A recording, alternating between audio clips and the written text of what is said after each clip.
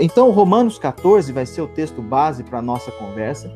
E eu coloquei aqui para reflexão o seguinte tema: vivendo para o Senhor. Vivendo para o Senhor.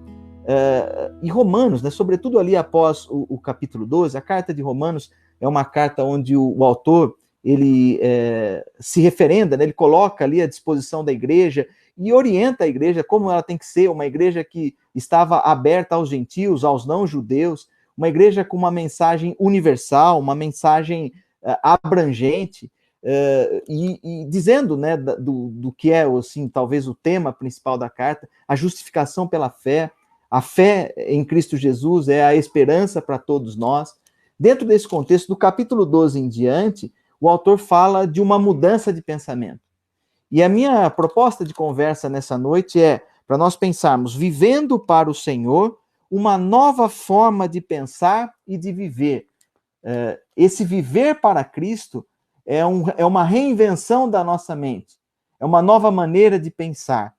E eu acho que está aí um dos grandes desafios para nós, né? Termos essa renovação, vivemos essa nova mentalidade, essa nova proposta de Cristo, que é a proposta do reino de Deus. E eu quero aqui, nesse primeiro momento, ler com você, vamos ler juntos e juntas, capítulo 14, do versículo 1 ao 6º versículo. Eu vou ler aqui na versão revista e atualizada, e você segue aí na sua versão, no seu smartphone, onde for mais fácil. Diz assim a palavra do Senhor: acolhei ao que é débil na fé, não porém para discutir opiniões. Um crê que tudo pode comer, mas o débil come legumes.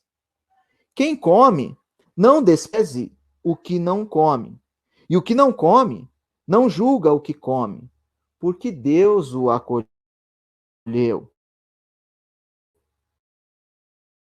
Para o seu próprio Senhor está em pé, cai, mas estará em pé, porque o Senhor é poderoso para o suster. Um faz diferença entre dia e dia, outro julga iguais todos os dias. Cada um tem a opinião bem definida em sua própria mente. Quem distingue entre o dia e dia, para o Senhor o faz. Quem come, para o Senhor come, porque dá graças a Deus. A quem não come, para o Senhor não come, e dá graças a Deus. Até aí, essa é a primeira parte, né? Nós vamos dividir aqui a leitura em 3 etapas, e eu quero pensar com você, né? Algo que tem me desgastado bastante é a tal polarização, né? A gente começa a conversar com alguém sobre algum tema e logo vem uma opinião divergente, e o que nós temos visto, infelizmente, é o radicalismo, né? Se um irmão que pensa diferente ou acredita de outra maneira, as conversas passam a ser discussões, e isso não é legal. Infelizmente, né, eu tenho dificuldade em aceitar a forma como o meu irmão ou a minha irmã pensa. É difícil entender a maneira de agir que é diferente da minha. Em nossas comunidades, né, nós precisamos exercitar virtudes que o texto bíblico aqui nos desafiam, que eu destaquei aqui no meu script, né, o acolhimento e a tolerância. Acolher e tolerar. Essas são virtudes de quem vive no Senhor. Essas virtudes têm sido incomum nas nossas igrejas, infelizmente. Muito porque nós temos dificuldade em dialogar. Temos dificuldade em pensar a partir do outro. Para poder dialogar, eu preciso também me tornar uma pessoa humilde. E a humildade, ela tem essa premissa. Ela exige que você considere a perspectiva da outra pessoa.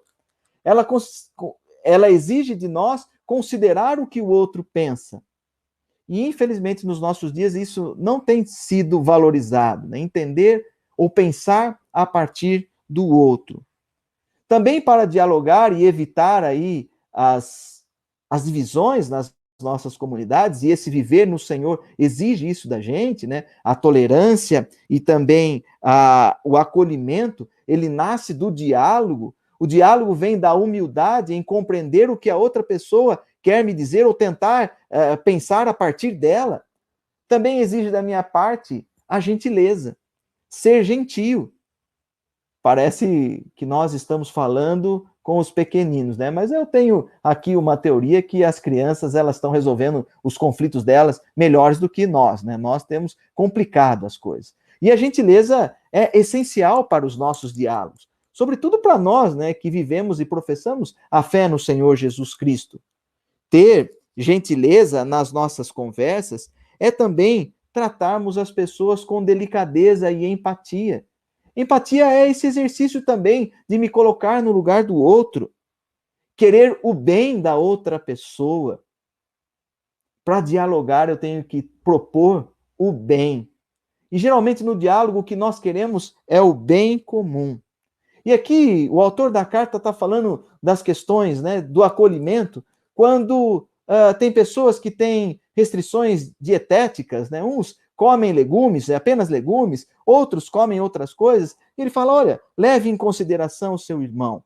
Evite as discussões de opiniões, que às vezes elas não levam para lugar nenhum. Talvez a grande proposta nesses 6 primeiros versículos, né, ao invés de nós ficarmos discutindo as dietas alimentares, o que comer, qual é o dia santo, que dia que eu devo guardar, como eu devo fazer, ele está colocando aqui para nós o desafio de não julgarmos os nossos irmãos e irmãs. Não julgue o seu irmão e a sua irmã. O versículo 4, eu vou ler aqui na Nova Tradução, na linguagem de hoje, diz assim: quem é você para julgar? Quem é você para julgar o escravo de alguém? Se ele vai vencer ou fracassar, isso é da conta do dono dele. Ele vai vencer porque o Senhor pode fazê-lo vencer. Olha que interessante, né? A gente tem essa necessidade de querer ser superior às outras pessoas. E para isso nós julgamos, né? Logo, para saber, ele é pior ou melhor, eu estou fazendo juízo de valor, é julgamento.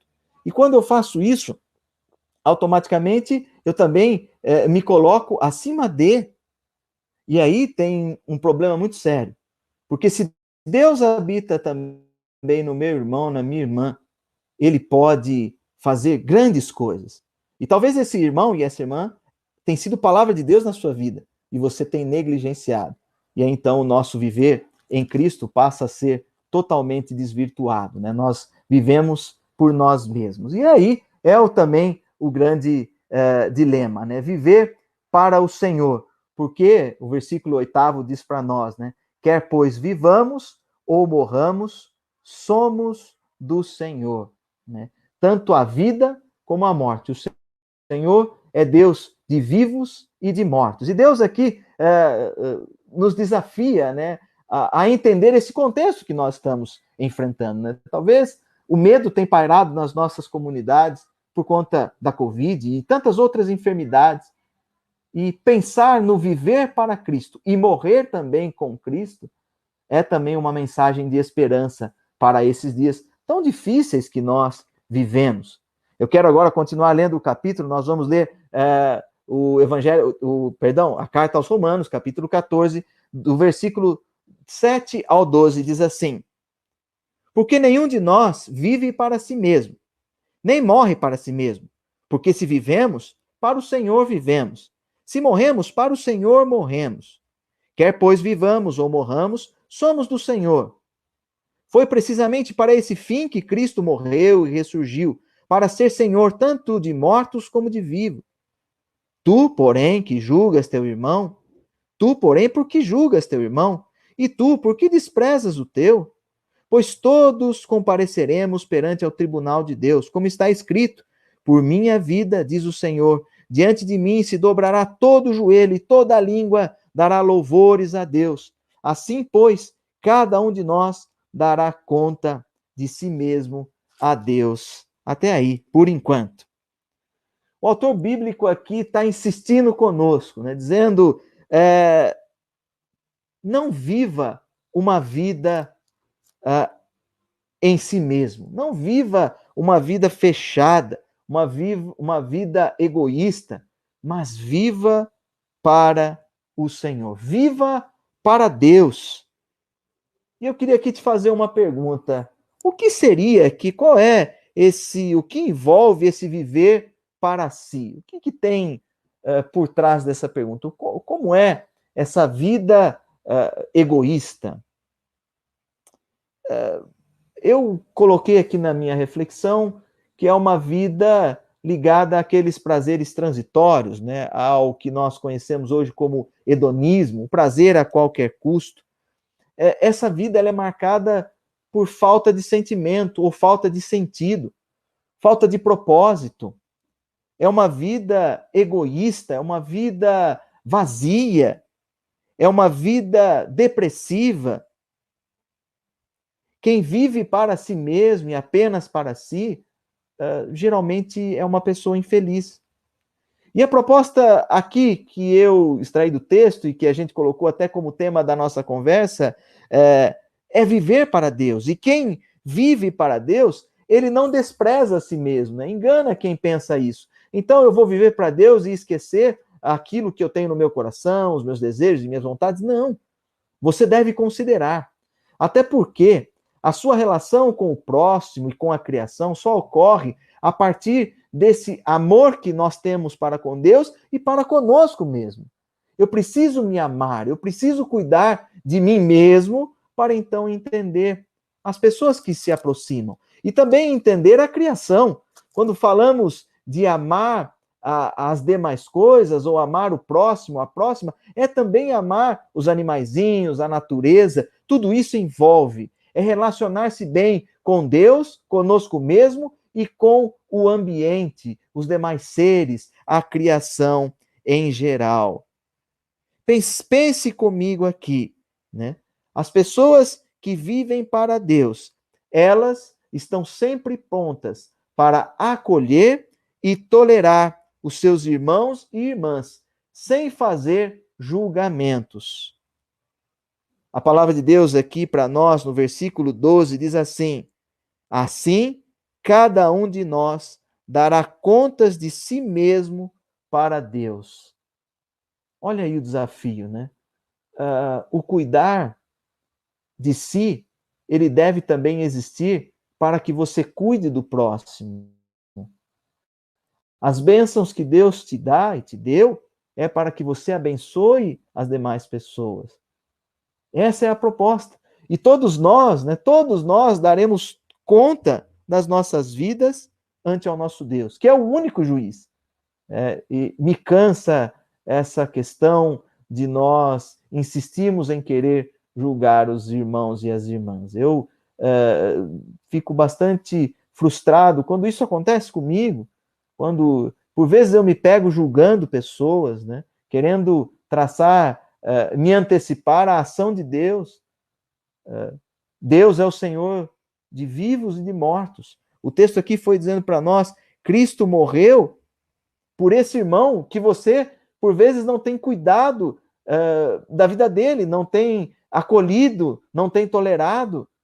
Pense só nisso, né? O seu Deus fez de tudo, inclusive entregou a própria vida, e nós não somos capazes de tolerarmos os outros e as outras, porque vivemos uma vida para si mesmo, ou fechados em nós mesmos. Terceira parte, a última leitura aqui do capítulo 14, ela vai dos versículos 13 ao 23.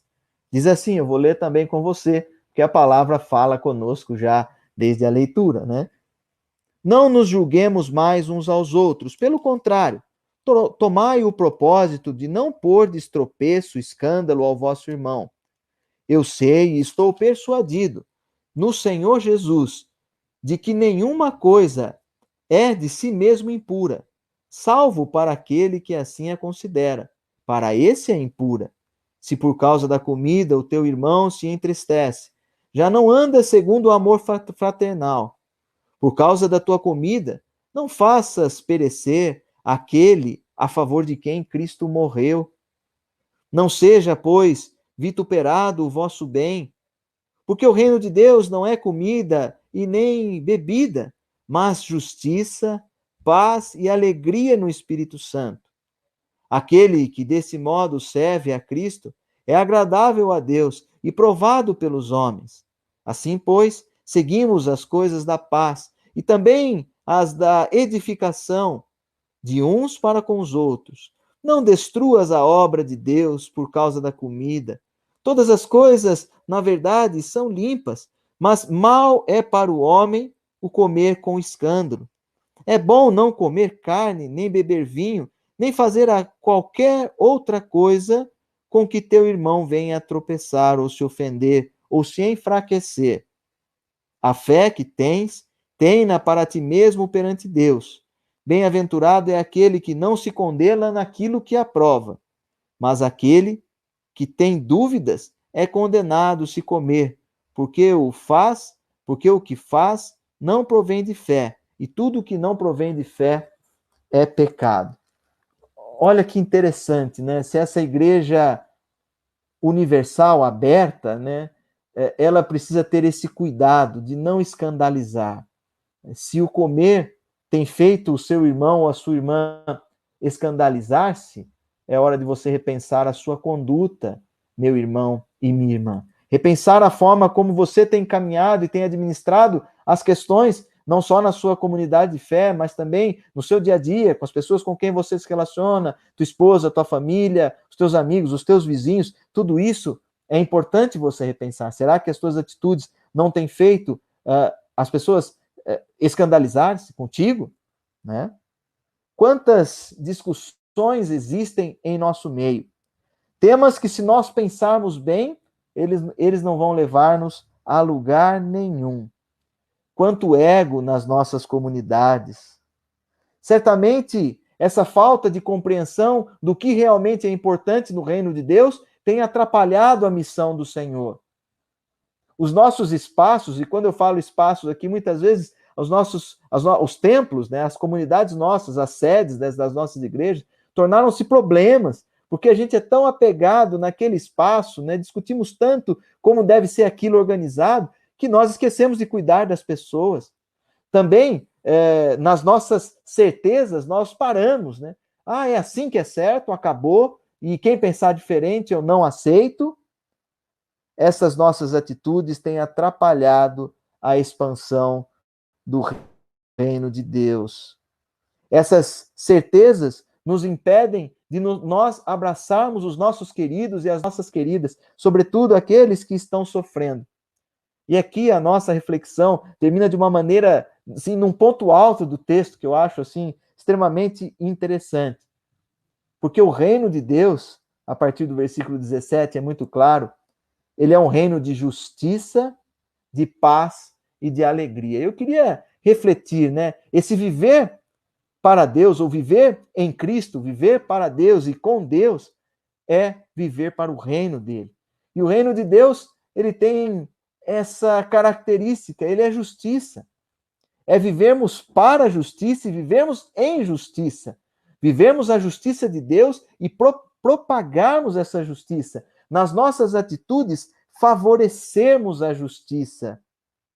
Uma vida que proponha a igualdade e o equilíbrio. Uma vida que causa e busca, às vezes, alguns desajustes para corrigir coisas que estão desequilibradas. Nós, como Igreja de Cristo, somos aqueles que trabalhamos e aquelas que atuamos para abrir possibilidades, darmos acesso para aqueles e aquelas que não têm vez e voz na nossa sociedade. E aqui eu faço uma pausa, né? Nós, como igreja, somos aqueles e aquelas que buscamos e caminhamos na perspectiva de vacina para todos, que todos tenham acesso, que todos tenham acesso à saúde, que todos tenham acesso à educação, que todos tenham acesso à moradia digna. É para isso que nós trabalhamos, é nisso que nós atuamos. Que todos tenham possibilidade de viver uma vida digna, onde elas consigam ter as suas relações, consigam espaço e tempo para lazer, recursos para conquistar essas coisas. Esse é o senso que deve existir nos filhos e filhas de Deus. Também, como igreja, nós atuamos, né, para dar condições àqueles que não têm. Ainda pensando nas virtudes aqui do reino, Também quem vive no Senhor, vive também na paz, ou em paz. Uma paz que as mentes humanas não conseguem compreender. Uma paz que é possível eu e você desfrutarmos, mesmo em meio ao caos como esse que nós vivemos da pandemia com a Covid-19. A paz aqui que Jesus propõe para nós e que Deus nos oferece é a harmonia. Vivermos harmoniosamente. Vivermos na serenidade, ou como diz o Salmo, né, iluminados e na verdade do Espírito. Essa é a paz de Cristo para as nossas vidas. Essa é a paz de quem escolhe viver para o Senhor. Entender que os pormenores, né, as nossas discussões, o que é que eu devo comer, que roupa eu devo vestir, como é que o pastor se porta na celebração cultica, como funciona as nossas liturgias, elas são importantes, sim, mas para nós o que vale mais é promovermos a justiça e vivermos a justiça do Senhor. Também anunciarmos essa paz, que é a harmonia, vivermos harmoniosamente bem conosco mesmo, com a criação, com Deus. Essa é a proposta. E a última coisa aqui que o texto coloca para nós, e que para mim é fundamental, e eu lembro, né, faço menção aqui, como o pastor Marcos é um amigo de longa data, uma das virtudes que nós tínhamos naquele tempo, e que eu acho que precisamos recobrar é a alegria, né? O povo de Deus, ele é contagiante porque ele é alegre, né? Alegre, meu irmão, olha que desafio é viver a alegria de Cristo nesse momento que nós estamos vivendo. Né? Quando nós recebemos a notícia, pastor Marcos e eu, colegas, pastores nossos que estão perdendo a vida, literalmente trabalhando no campo e perderam a vida atuando, mas nós estamos alegres, porque o texto bíblico é que diz para nós hoje, quer morramos ou quer vivamos, para o Senhor morremos, para o Senhor vivemos. Essa é a alegria porque eu tenho encontrado sentido na minha vida, porque Deus mostra como nós devemos atuar nas nossas comunidades. Porque eu não quero uma vida egoísta, eu não quero uma vida para si mesmo. Eu quero uma vida que seja instrumento do Senhor, que eu possa cumprir a vontade de Deus na minha vida e que nós, como igreja, também tenhamos esse desafio. Eu acho que eu já falei demais, está aí a minha experiência para compartilhar com vocês. Tem o texto escrito aí depois, se o pastor Marcos quiser compartilhar com as pessoas, fique à vontade. Eu agradeço aí a oportunidade de poder conversar com os irmãos e irmãs.